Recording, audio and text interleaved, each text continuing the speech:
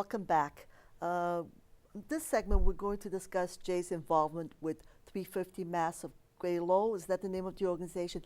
I'm a little bit familiar with it, but why don't you tell us what they are, who they are, and then we can discuss some of the activities. 350 MA of Greater Lowell is an environmental group.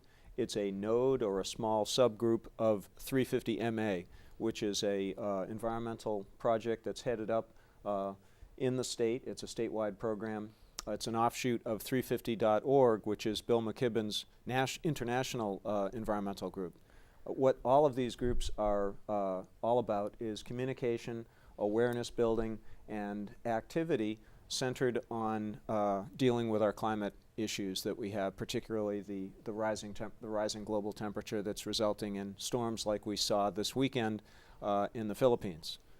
So the nature and mission of 350 MA of Greater Lowell is to establish a way for local residents of Lowell and surrounding communities to get involved and have a say and participate in the environmental process. It's so important that we participate. We're talking about the election politically.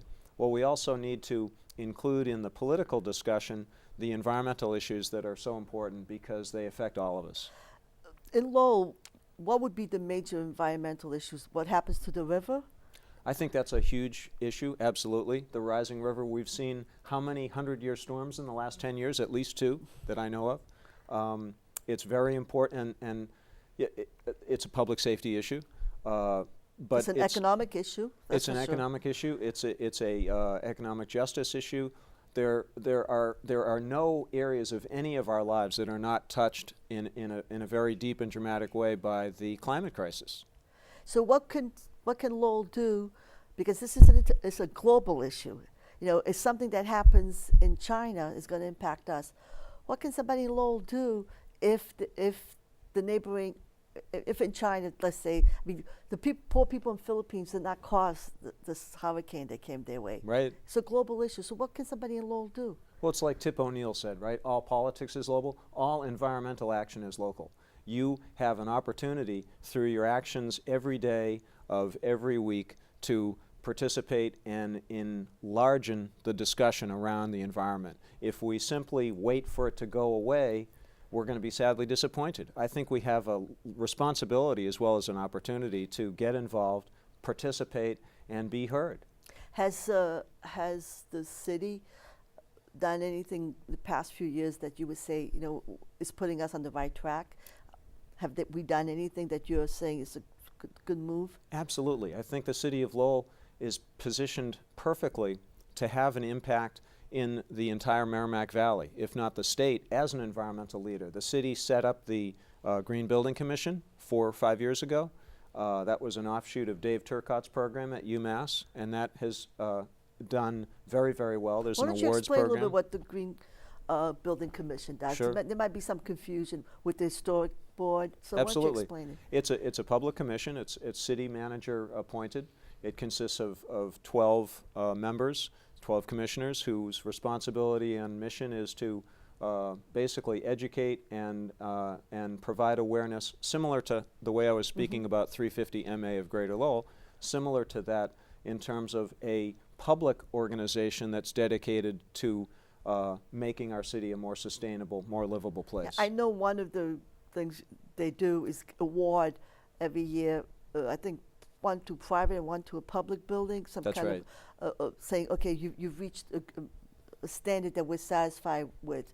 That's correct, right? Because I know the city, it's on a city hall. And what are some of the things that are asked of someone who's building something new or refurbishing to make it greener? What are some of the things that might be asked? Well, a great way to answer that question is to look at some examples. Pride Star on Stedman Street, Dave Daly, that project is a Green Building Commission Award winner.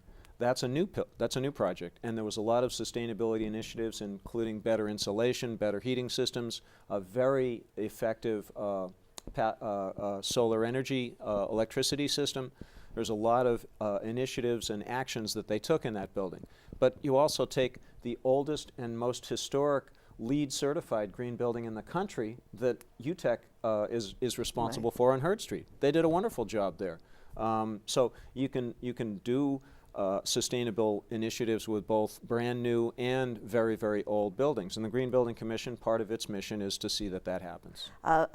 A lot of your colleagues in the architectural field believe in this, or is it something that, if it is better for the client because it's not as expensive to do it the other way, or is there a movement within the architectural field to go in this direction? It's like asking a doctor if they believe in medicine. It's a component, and it's part of the new technology that's asserting itself in the architectural world to provide pathways to better buildings, to better futures. As you know, my brother-in-law is an architect, and he's a big proponent of this. And one of the things that he's also, not in Lowell, but he's a big proponent of it, and also believe in having a walking city.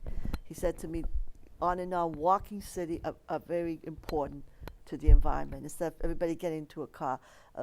What's your opinion on that? The Green Building Commission has tentacles out there, or feelers out there now. And in fact, there's a discussion this week with the city manager about other organizations like a bicycle advisory group, the solid waste and recycling board. There's talk about possibly combining all of these groups and advocacy agencies, departments, in a way that would be more effective to make Lowell more livable, to reach more sustainable goals, to put all of those in a more proactive relationship with the other things that this city is doing now. Making the Green Building Commission, for example, work more effectively and more connectedly with the planning department and the zoning department, for example. Being more proactive in engaging the voice and the experience that the city has available to it through the GBC, and getting that moving in a way that allows more things to happen in a more effective way. So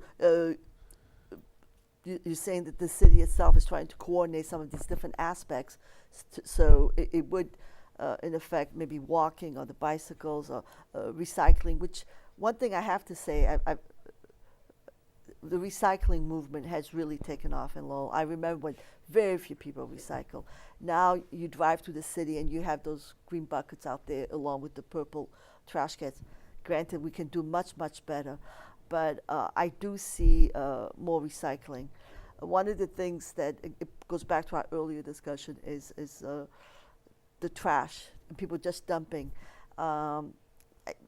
The city, maybe that's not part of the green movement, but when you see things that don't look nice, it just doesn't want to make you want to walk around there.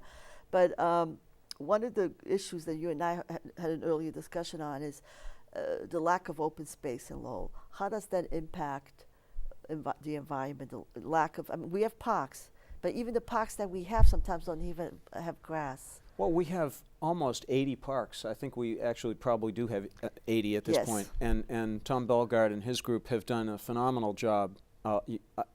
I'm never unimpressed with the extent of the services that they're able to put out there. Friends of Tyler Park have been a huge recipient of those efforts. I don't So think I people can't say we realize don't that- have a lot of open space, but it's, but it's the same kind of open space. We have a lot of kids, and the parks are for the kids. I'm talking about open space, and we live in a city, and it's a dense city. It's not a very big Sure. city. I'm talking about open space like our neighbors have. Chelmsford has, Tingsboro has, Drake has. We're not those cities, but whatever we have, perhaps it should be.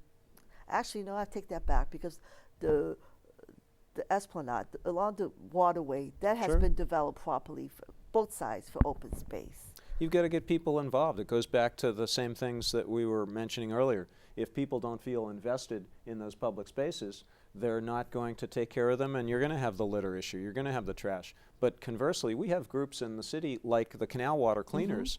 Those folks have spent years dealing with cleaning up the canal systems that we have, and I think that's the kind of example we want to continue to point to. So it boils down to, again, the communication. We've got to make it understood, and maybe it's through the neighborhood groups, maybe it's through social media, maybe it's through the schools, that this is important. You mentioned the schools. Sometimes I see the ROTC kids out in the street cleaning. Once I was in the cemetery. They were in the cemetery picking up the leaves.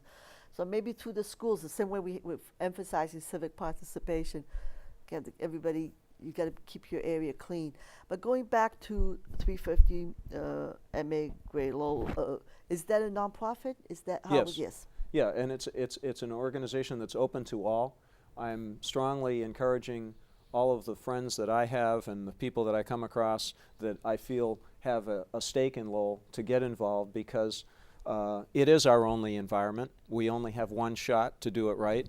Those of us who have children have a responsibility at an even higher level to take some of that responsibility on our shoulders, and it doesn't take a lot. The grassroots movements that brought apartheid down in South Africa, for example, the divestment movements, those organizations started at a low grassroots level and were incredibly effective. Why? Because they were important, because what they were trying to do mattered, and because people believed in it. And you're going to have resistance. There's going to be obstacles. There's going to be challenges.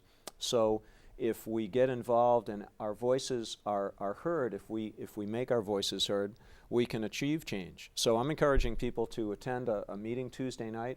The next meeting of the 350 MA of Greater Lowell is at Christ Church United on East Merrimack Street, 180 East Merrimack. It's next to the Immaculate Conception Church.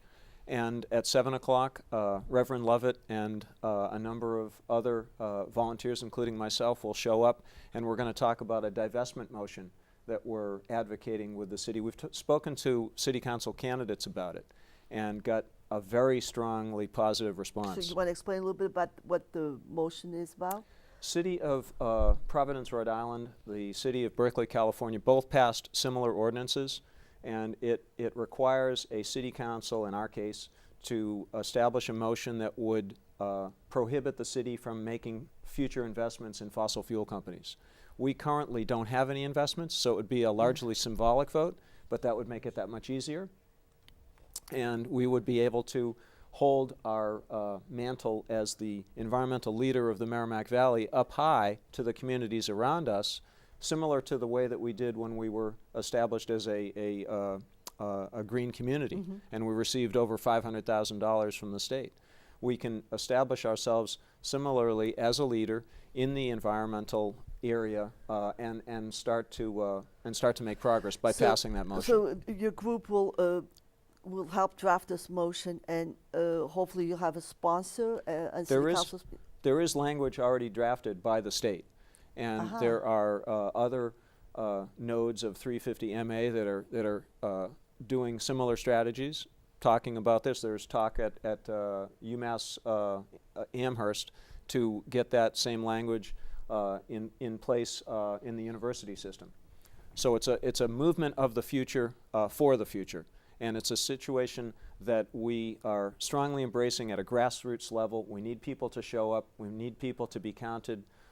7 p.m. Tuesday night at Christ Church. I strongly ask that folks participate in the next level of politics. There's not an election now for a while. Let's put our focus on the things that we can change, and let's put some energy into changing them. Great.